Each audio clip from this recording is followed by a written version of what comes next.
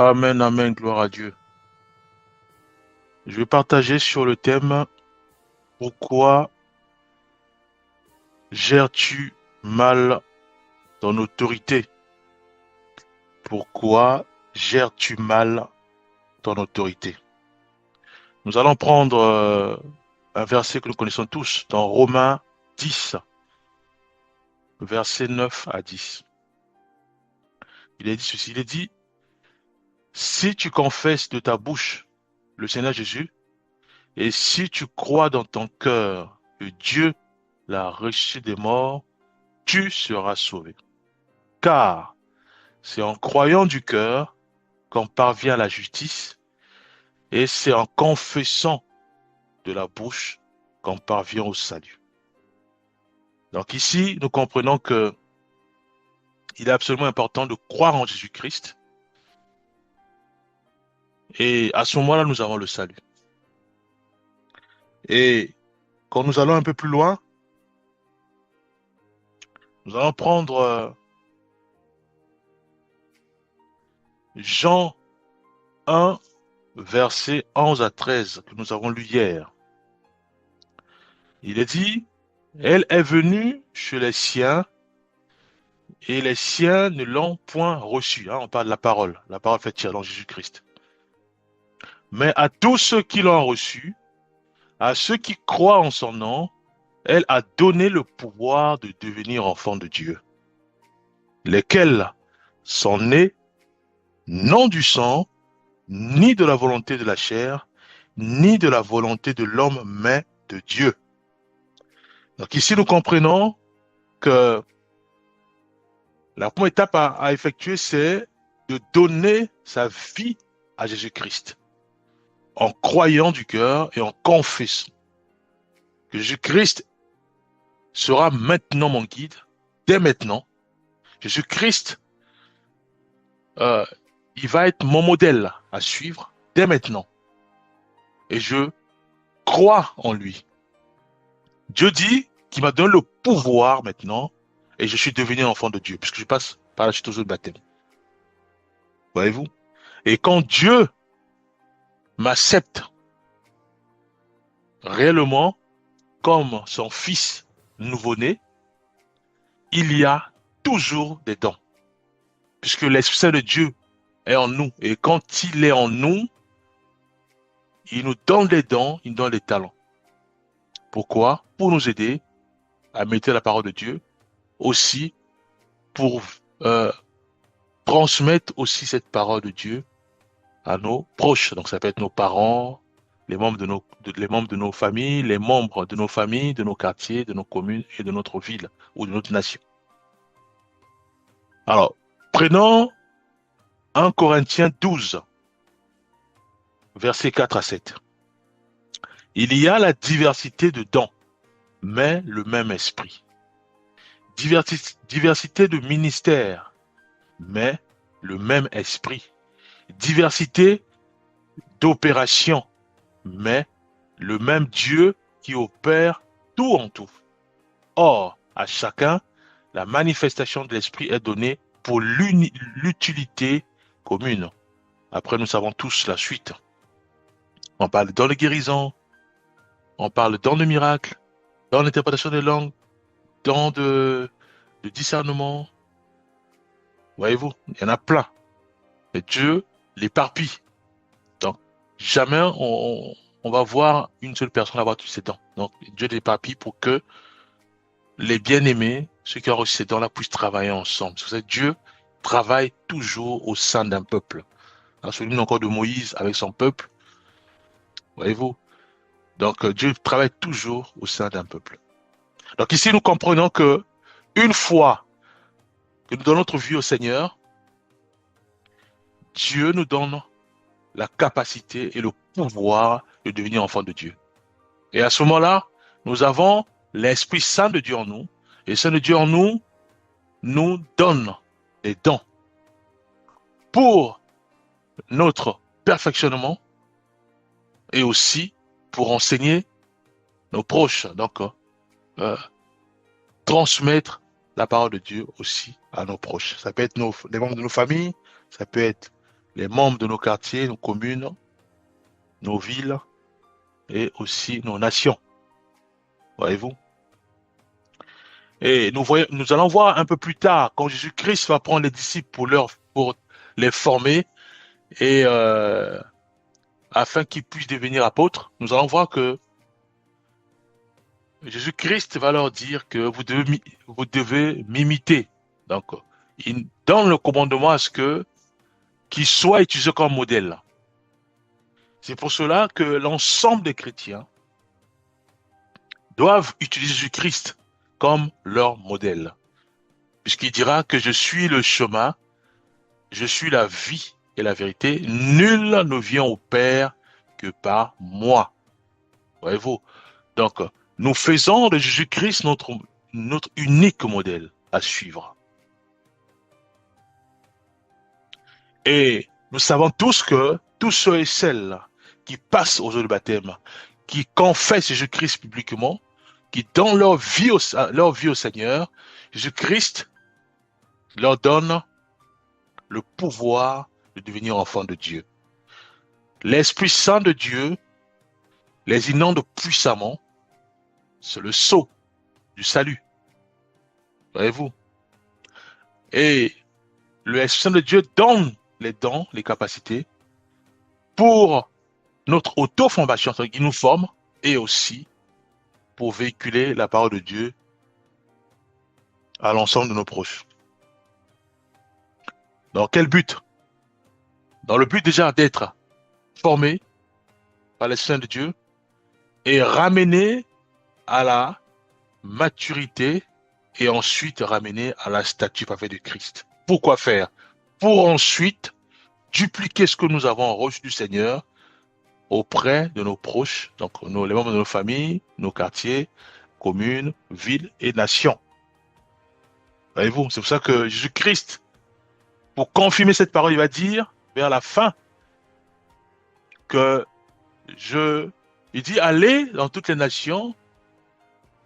Voyez-vous, il dit allez dans toutes les nations. Il nous demande d'aller propager l'évangile. Il nous demande aussi de baptiser les bien-aimés.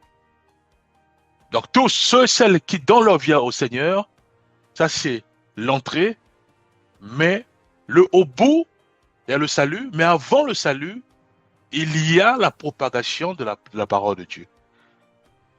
Voyez-vous, au sein de nos quartiers, nous devons parler de Jésus-Christ à nos pères, à nos mères, à nos frères, à nos sœurs, à nos épouses, à nos époux, à nos enfants, aux membres de nos quartiers, de nos communes, de nos villes et de nos pays. Voyez-vous?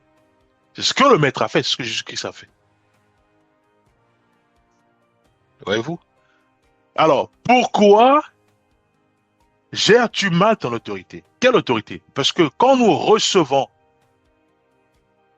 le mandat que nous sommes enfants de Dieu, nous avons l'autorité du Saint-Esprit qui est en nous, donc nous avons de l'autorité, puisqu'il y a les talents et les dons.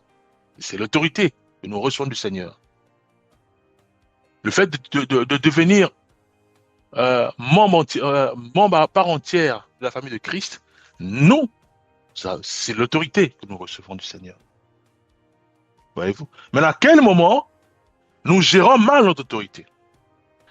Puisque certes, nous avons donné notre vie au Seigneur Jésus-Christ, nous avons donné notre vie au Seigneur Jésus-Christ, certes, nous marchons conformément aux Écritures, puisque la parole de Dieu, la Bible, est notre guide, pour mieux utiliser Jésus-Christ comme notre modèle.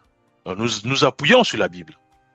Mais non, à quel moment nous gérons mal notre autorité? Alors pour cela,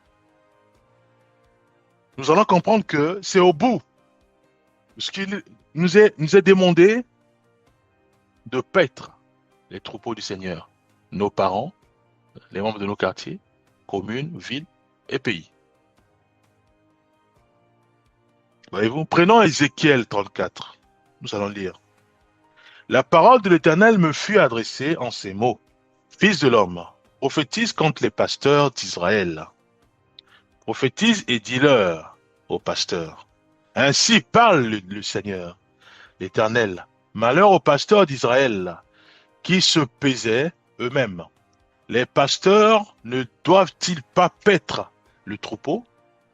Vous avez mangé de la graisse, vous vous êtes vêtus de la laine, vous avez tué ce qui est gras, vous n'avez point fait paître les troupeaux, les brebis. Verset 4. Vous n'avez pas fortifié celle qui était faible, guéri celle qui était malade, pensé celle qui avait une plaie. Vous n'avez pas ramené celle qui s'égarait, cherché celle qui était perdue, mais vous les avez dominées avec violence et avec dureté. Elles se sont dispersées parce qu'elles n'avaient point de pasteur. Elles sont devenues la proie de toutes les bêtes des champs. Elles se sont dispersées. Voilà une pause. Ici, nous comprenons que la parole de Dieu est adressée à ceux et celles qui parlent du Seigneur publiquement dans Sainte Église et aussi à ceux et celles qui ont reçu l'autorité de Dieu. Mais c'est quoi l'autorité? Le Saint-Esprit, simplement. Les dons que nous avons reçus du Seigneur. Le fait de donner notre vie au Seigneur, nous avons l'autorité. Puisque la mort ne peut plus nous atteindre parce que nous sommes en Jésus-Christ. Les maladies ne peuvent plus s'abattre sur nous parce que nous sommes en Jésus-Christ. Les marabouts, les sorciers, sorcières, les occultistes ne peuvent plus avoir l'autorité sur nous parce que nous sommes de Dieu. Donc nous avons l'autorité. Voyez-vous? Alors, quand nous insultons des gens, nous gérons mal notre autorité. Puisque quand nous prions, les saints de Dieu qui en nous entendent nos cris et Dieu exauce à nos prières. C'est l'autorité, bien-aimé. Parce que nous sommes enfants de Dieu. Alors quand nous utilisons cette autorité, qui est la parole, à mal parler aux autres, à frustrer les autres, à mentir, puisqu'il y a certains qui mentent aussi, pour soutirer de l'argent. Ils mentent pour soutirer de l'argent. Ils cherchent la gloire, les honneurs. Tout ça, nous gérons mal notre autorité. Quand nous parlons durement à des frères et sœurs, quand nous critiquons les autres, quand nous méprisons les autres, quand nous ne voulons pas écouter les autres, nous gérons mal notre autorité, bien-aimés. Voyez-vous, c'est ça, la parole de Dieu nous va nous dire, n'attristez pas le Saint-Esprit. Parce que c'est notre sceau, c'est notre gage pour le salut, bien-aimés. Ici, la parole de Dieu nous fait comprendre ceci, que quand nous ne recherchons pas ceux et celles qui sont égarés, nous gérons mal notre autorité. Voyez-vous? Il dit, malheur aux pasteurs d'Israël qui se pèsent eux-mêmes. Quand tout tourne autour de nous-mêmes, c'est un danger. Il dit, les pasteurs ne doivent-ils pas paître les troupeaux? Nous enseignons les troupeaux du Seigneur. Il dit, vous avez mangé la graisse.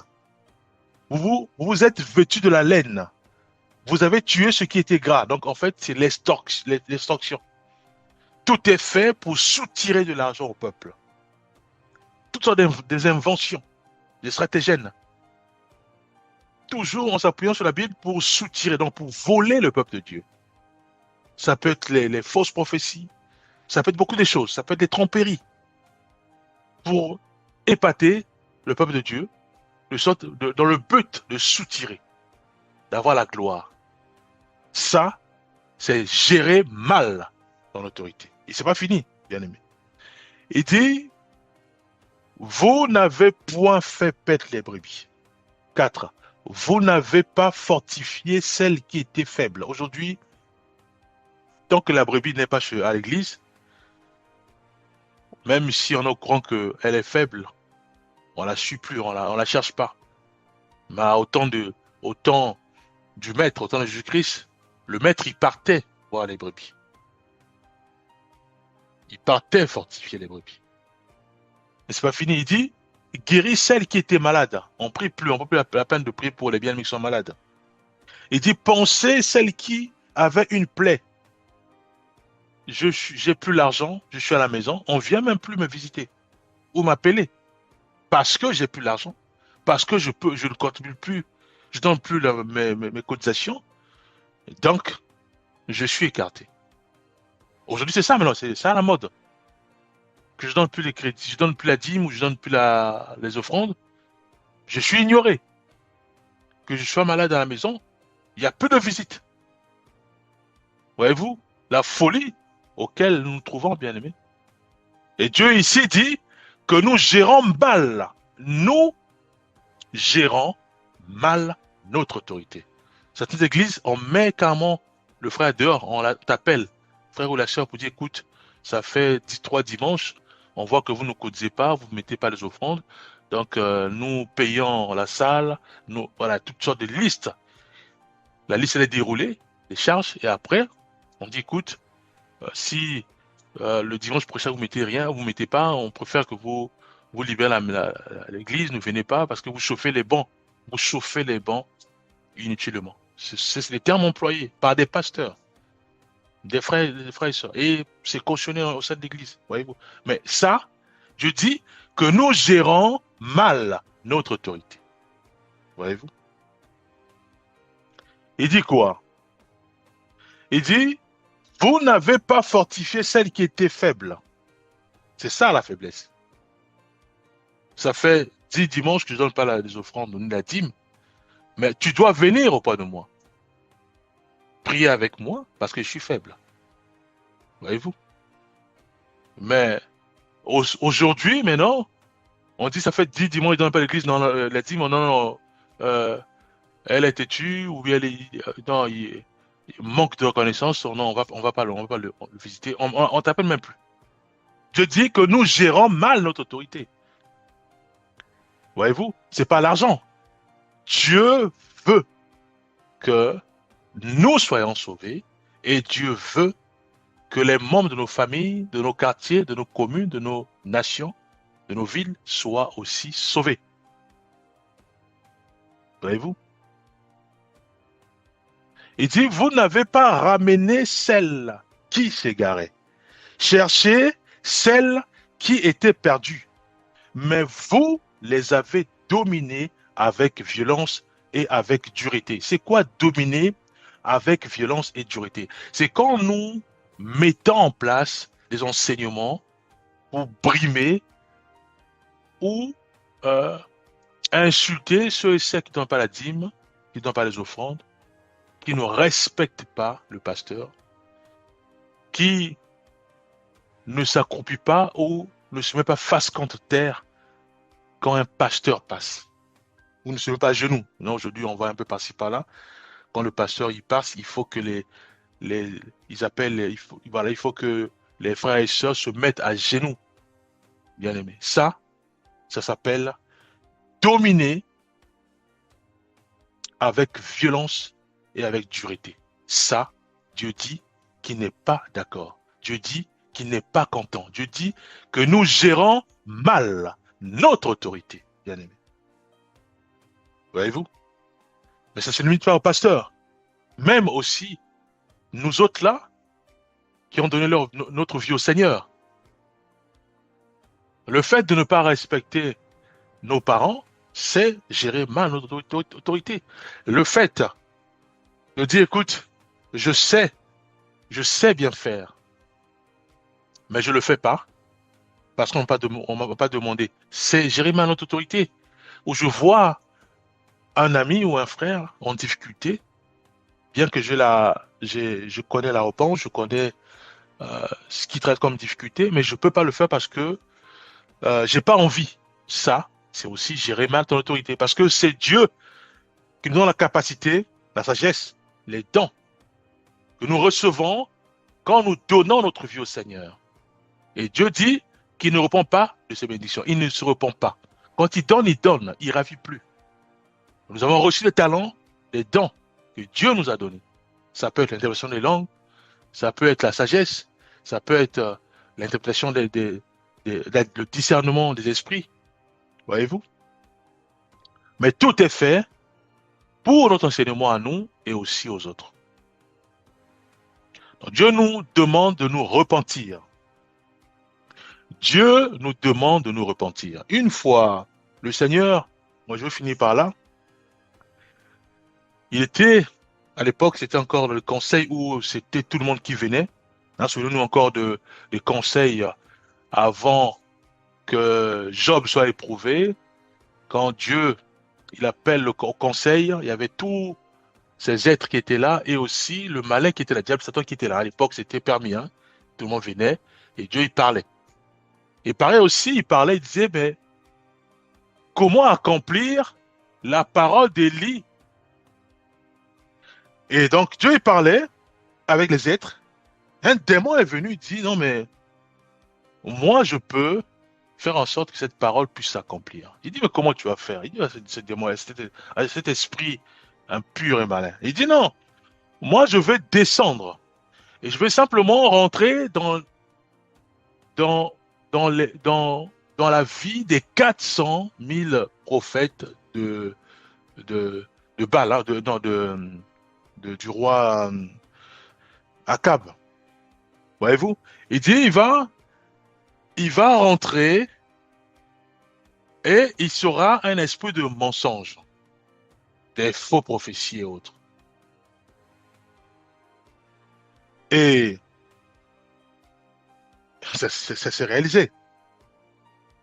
Voyez-vous? Donc, la parole de Dieu nous demande de discerner les esprits. Nous devons discerner.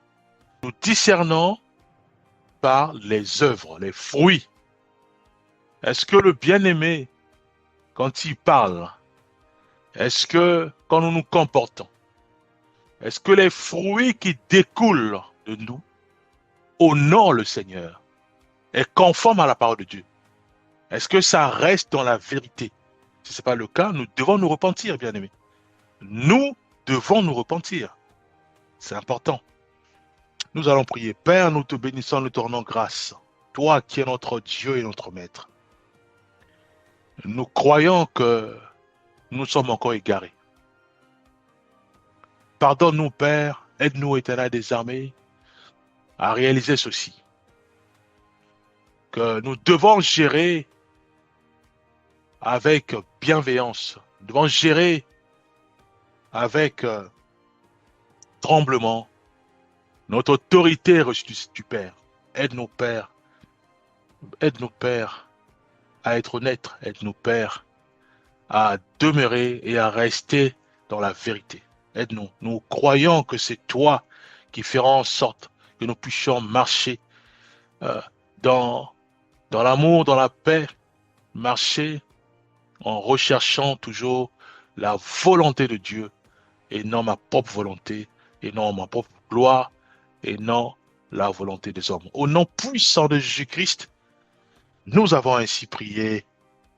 Amen.